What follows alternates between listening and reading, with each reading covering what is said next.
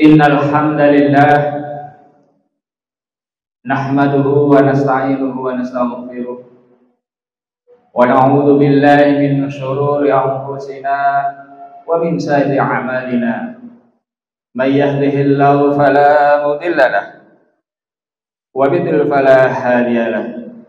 Asyhadu an la ilaha illallah wa asyhadu anna Muhammadan abduhu wa rasuluh. Amma ba'du, qala Allah Ta'ala fil Qur'anil Karim, a'udzu billahi minasyaitonir rajim. Bismillahirrahmanirrahim. Wa ma khalaqtul jinna wal insa illa liya'budun. Wa qala Nabi sallallahu alaihi wasallam, wa may yuridillahu bihi khairan yuwaffiqhu fid din. Jamaah salat Jumat yang dirahmati oleh Allah. Alhamdulillah, marilah kita panjatkan puja dan syukur kita kehadirat Allah Subhanahu wa taala atas limpahan nikmat yang diberikan oleh Allah kepada kita, baik yang berupa kenikmatan jasmaniah maupun kenikmatan rohaniah. Kenikmatan jasmaniah salah satunya adalah kesehatan. Allah memberikan kepada kesehatan kepada kita. Maka gunakanlah nikmat sehat ini untuk selalu meningkatkan keimanan dan ketakwaan kita kepada Allah. Nikmat rohaniyah yang terbesar yang Allah berikan kepada kita adalah nikmat iman dan Islam. Oleh karena itu, kenikmatan iman dan Islam ini mari kita pelihara, kita jaga dengan jalan kita melaksanakan perintah-perintah Allah dan sekaligus kita meninggalkan larangan-larangan. Mudah-mudahan nikmat iman dan Islam yang ada pada diri kita ini kita pertahankan sampai akhir hayat kita. Wala tamutunna illa wa antum muslimun. Jangan sekali-kali kalian mati, jangan sekali-kali kalian meninggal dunia kecuali dalam keadaan beriman kepada Allah. Jamaah salat Jumat yang dirahmati oleh Allah, pada kesempatan yang berbahagia ini terkait dengan mulai berdatangan mahasiswa-mahasiswa baru di kampus kita tercinta ini. Proses pendaftaran sampai verifikasi dan sampai sekarang, kalau kita baca dari beberapa pemberitaan, Undip termasuk universitas yang terbesar, yang kurang lebih tiap tahunnya ada sekitar 10.000 mahasiswa yang baru. Maka pada kesempatan khutbah Jumat ini kami akan memberikan suatu topik, tema adalah bagaimana untaian kita untuk menasihati mahasiswa-mahasiswa yang baru. Apa masa muda yang mereka gunakan untuk apa? Jamaah yang dirahmati oleh Allah, telah menjadi sunatullah bahwa akan datang suatu generasi yang baru yang akan meneruskan generasi-generasi terdahulu. Para pemuda generasi-generasi baru ini selalu memendam asa dan cita-cita untuk memperbaiki kondisi bangsa.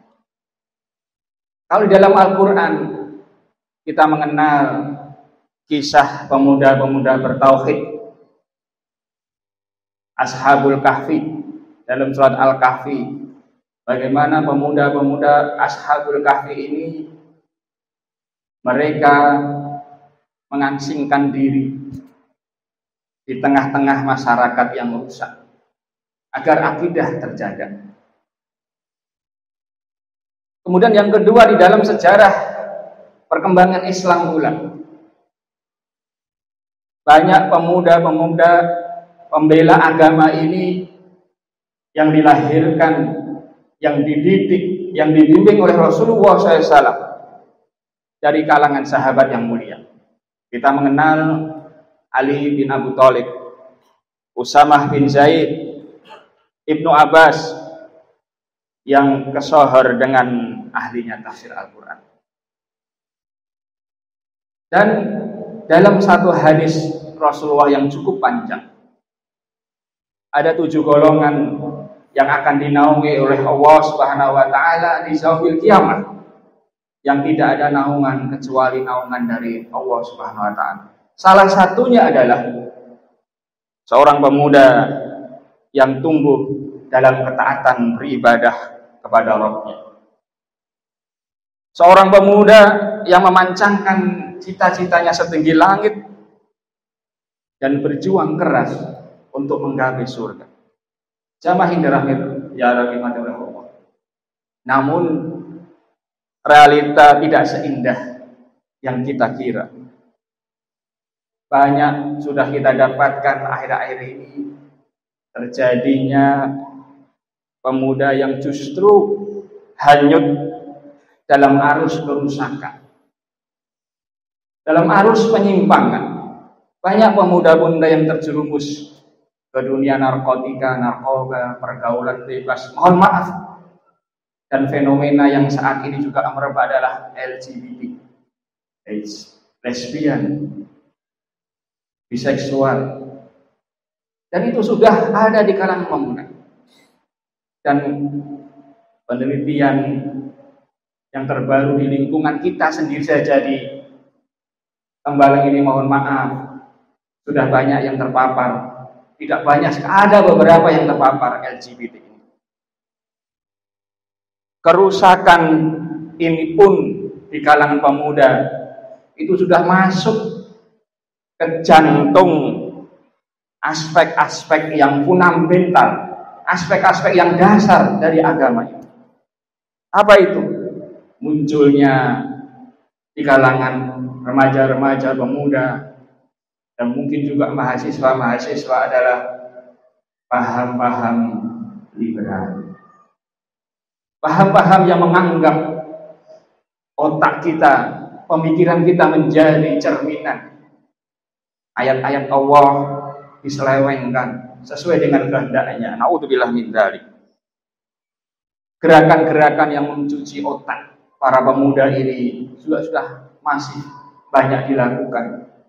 Dan mereka mencari korban-korban, mahasiswa-mahasiswa yang baru masuk, yang mohon maaf dari desa yang terpencil, dari pemikiran yang berbeda-beda, kemudian diajak ke sini. Bagaimana caranya? Mereka lakukan pendekatan, mereka main ke kos-kosan, bahkan sampai malam larut malam, berdiskusi dan sebagainya. Akhirnya ada beberapa mahasiswa yang akhirnya terpapar paham-paham liberal, paham-paham yang tidak sesuai dengan sunnah, dengan Al-Quran dan hadis Rasulullah SAW. Jamaah yang dirahmati oleh Allah. Maka dari kondisi-kondisi tersebut inilah, mari kita sebagai orang tua, sebagai dosen, sebagai pemilik kos yang ada di sekitar Tembalang ini, bagaimana, apa yang bisa kita lakukan terhadap mahasiswa-mahasiswa yang mereka nanti akan memasuki bangku-bangku kuliah yang kurang lebih sebentar lagi. Kalau dari jadwal kurang lebih tanggal 12 atau 14 mereka sudah mau berdatangan ke Semarang ini, ke kampus tercinta kita ini. Jamaah yang dirahmati oleh Allah. Yang perlu kita nasihati kepada para mahasiswa baru yang pertama adalah bahwa mahasiswa itu bukan lagi pelajar SMA. Dunia mahasiswa tidak sama dengan dunia SMA. Salah satu perbedaannya adalah adanya atmosfer kebebasan. Mahasiswa itu lebih kuat, lebih besar dari kebebasan saat di SMA. Saat di SMA mungkin mahasiswa harus berpakaian yang sama, seragam, melaksanakan upacara tiap minggu. Tapi di saat menjadi mahasiswa, maka mereka memiliki kebebasan. Yang pertama adalah menentukan prioritas dan jadwal kegiatan sehari-hari untuk dirinya. Jamaah yang dirahmati oleh Allah. Salah satu tanda bahwa seorang mahasiswa itu mampu mulai menapaki jalan hidupnya yang baru adalah ketika dia bisa memilih yang ini yang perlu kita waspadai. Dengan orang seperti apa dia akan bergaul. Maka kalau kita baca cerita-cerita mahasiswa yang datang dari desa menuju ke kampus, orangnya lugu, tidak banyak tingkah.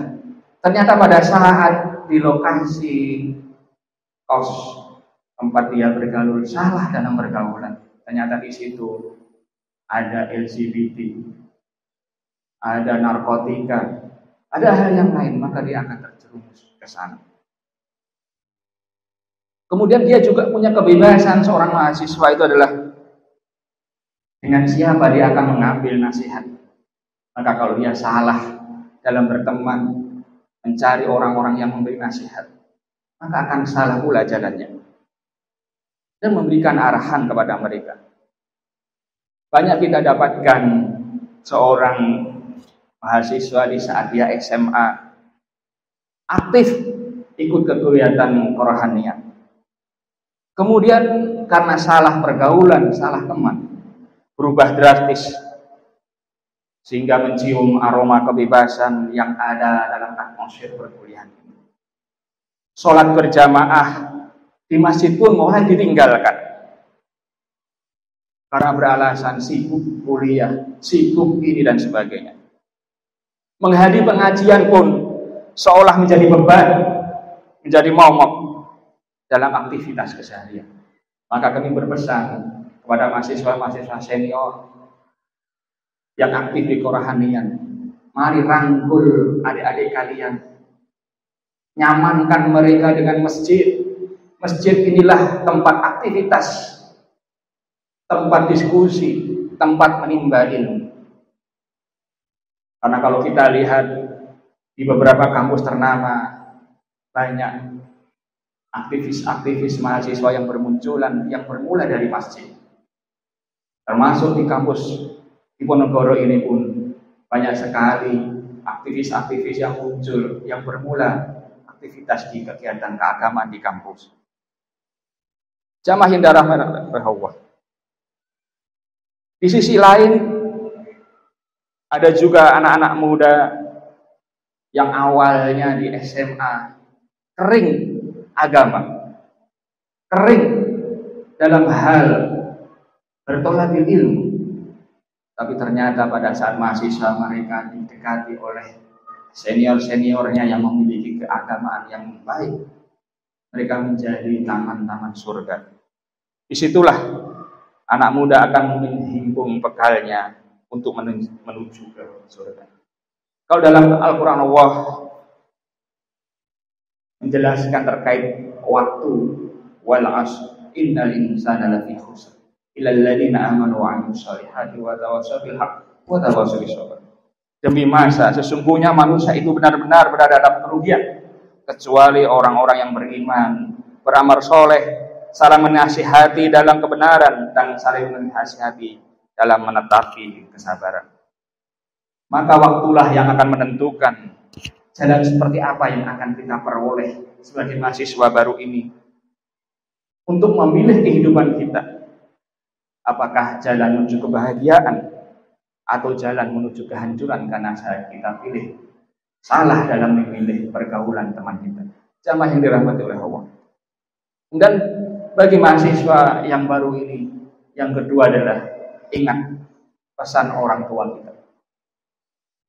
Setiap orang tua yang melepas anaknya untuk menuntut ilmu, pastilah dia akan memberikan pesan-pesan yang baik kepada anak-anak tersebut. Jaga baik-baik nak, jaga sholatmu nak, manfaatkan waktu belajarmu dengan baik, dan sebagainya. Maka pertanyaannya adalah, bagaimana kita menjaga diri dari hal-hal yang negatif? Tentu ini bukan perkara yang mudah. Bahkan inilah yang selalu diperintahkan oleh Allah Subhanahu wa taala agar kita menjaga sholat. Kalau kita menjaga sholat, insya Allah kita akan dijaga oleh Allah Subhanahu wa taala. Kadang di antara kita ada orang yang bersonggoyan, mumpung masih muda, mumpung masih muda. Apa semboyan ini? Kemungkinan mereka bagaimana memuaskan di saat muda itu berfoya-foya.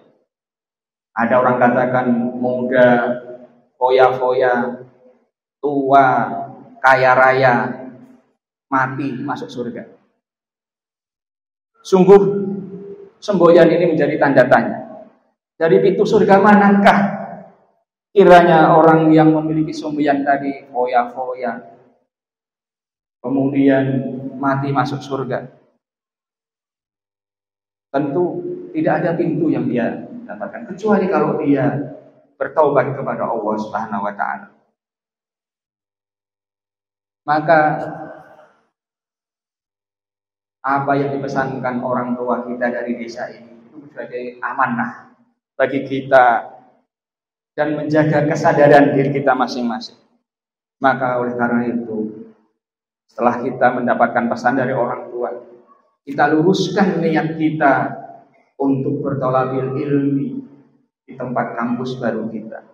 Innamal a'malu binniyat wa innamal likulli ma nawa. Sesungguhnya amal-amal itu dinilai dengan niatnya, dan setiap orang akan dibalas sesuai dengan apa yang dia niatkan. Hadis riwayat Bukhari dan Muslim. Jamaah yang dirahmati oleh Allah. Dan pesan yang ketiga bagi kita mahasiswa baru adalah ketahuilah bahwa ilmu agama, saya ulangi, ilmu agama adalah sebagai perisai, sebagai tameng bagi kita. Mahasiswa yang baik adalah mahasiswa yang tidak hanya peduli kepada prestasi IPK, indeks prestasi 3,5, 3,7 sampai 4 prestasi kuliah, tapi lebih dari itu adalah bagaimana saat menjadi mahasiswa ini dia mampu menimba ilmu-ilmu agama. Jamaah yang dirahmati oleh Allah. Banyak perguruan-perguruan tinggi negeri, justru situlah muncul ulama-ulama besar. Tidak harus dari kampus-kampus sekolah tinggi agama Islam, universitas Islam, tapi bisa saja kita dari Universitas Diponegoro ini muncul ulama-ulama besar. Kuncinya apa? Selain kalian belajar ilmu umum, iringi juga tiap hari dengan thalabul ilmi. Iringi juga tiap hari mencari ilmu-ilmu agama. Jangan berpuas diri. Rasulullah SAW bersabda, "Mayyuridillah bihi khairan yuwaffiqhu fiddin." Rawahu Bukhari dan Muslim. Barang siapa yang Allah kehendaki kebaikan padanya, maka Allah akan pahamkan dia dalam hal agama. Hadis riwayat Bukhari dan Muslim. Bagaimana kita bisa memahami agama kalau kita tidak mencari ilmu-ilmu agama? Maka mari kita isi kuliah kita dengan kesibukan kuliah, tapi juga kita isi di saat waktu-waktu sore hari, malam hari kita membaca Al-Quran, mencari ustadz-ustadz. Banyak sekali di Semarang sini tempat-tempat thalabul ilmi, bahkan masjid-masjid sudah banyak kajian-kajian yang tiap minggu diadakan. Di Masjid Diponegoro, Masjid Kampus Diponegoro itu juga banyak sekali kajian-kajian. Ikuti kajian-kajian itu. Ikuti hal-hal yang menambah ilmu-ilmu agama, karena ini menjadi perisai bagi kita. Dan Rasulullah SAW juga bersabda dalam hadis riwayat Muslim, "Wa man salaka tariqan yaltamisu fihi ilman, sahalallahu lahu bihi tariqan ilal jannah." Barang siapa yang menempuh jalan dalam rangka mencari ilmu agama, maka Allah akan memudahkan untuknya jalan menuju surga. Jamaah yang dirahmati oleh Allah. Kemudian ini yang penting bagi kita mahasiswa yang berasal dari pesantren, dari sekolah-sekolah agama, madrasah. Jangan terburu-buru kalian merasa hebat. Betapa sering kita temukan orang-orang yang dulu mengenyam pendidikan di pesantren atau madrasah, namun ketika masuk di bangku perkuliahan menjadi berubah. Bahkan mohon maaf, saya pernah mendapatkan seorang yang dulu di desanya dia di sekolah-sekolah madrasah, tapi di sini salah bergaul. Mereka berteman dengan orang-orang dalam tanda petik sosialis, pemikiran-pemikiran kiri. Akhirnya berubah 180 derajat. Yang awalnya aktif di masjid, di awal-awal kuliah, akhirnya menjadi tidak pernah ke masjid. Bahkan akhirnya menjadi murtad. Naudzubillah min dzalik. Maka oleh karena itu, untuk menjaga agar akidah kita tetap baik, cari tempat-tempat yang di situ di kajian-kajian, cari teman-teman yang selalu ingin mendekatkan diri kepada Allah Subhanahu wa taala. Jamaah yang dirahmati oleh Allah. Kemudian apa tujuan hidup kita? Ini yang penting.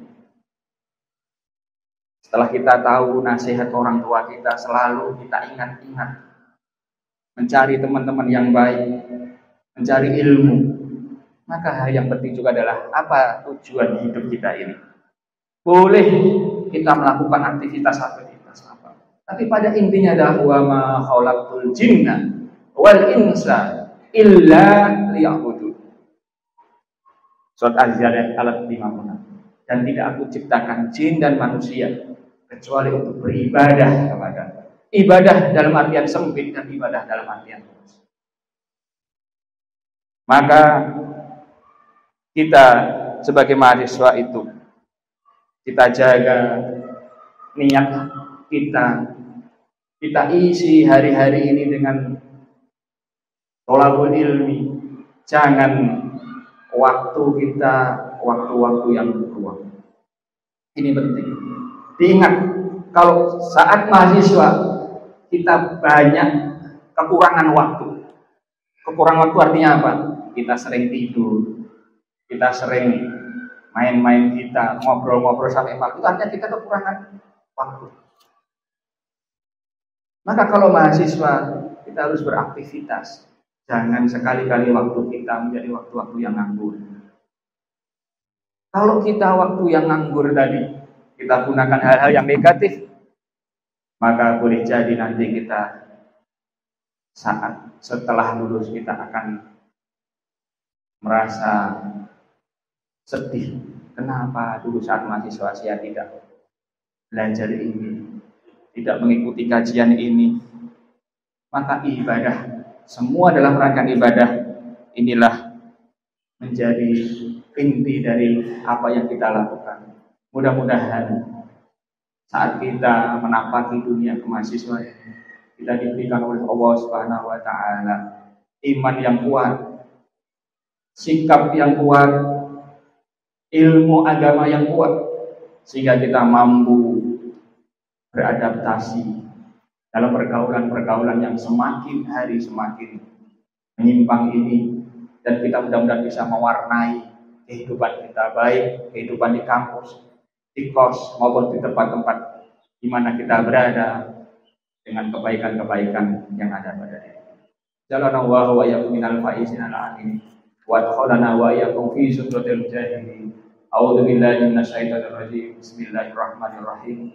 Wal 'asr innal insana lafi khusr illa alladziina aamanu wa 'amilus shalihati wa tawassaw bil haqq wa tawassaw bis sabr wa qur rabbil fir warham wa anta khairur rahimin.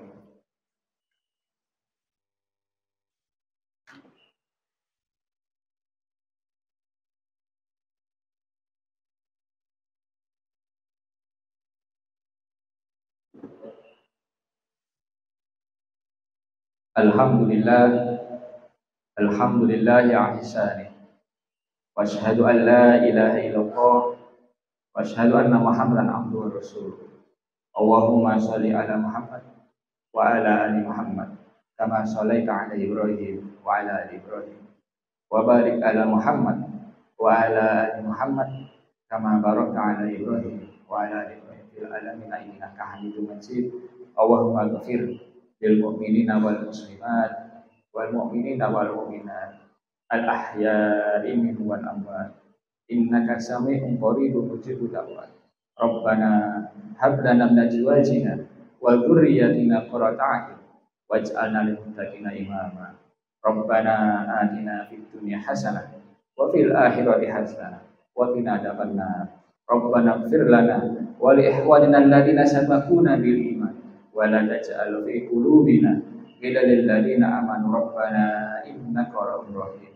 Ibadallah, innallaha ya'muru bil ihsan wa ita'i dzil qurba wa yanha 'anil fahsya'i wal munkari wal baghi ya'idukum la'allakum tadhakkarun wa tadhkurullaha yadhkurkum washkuruhu 'ala ni'matihi yazidkum wa la dzikrullahi akbar.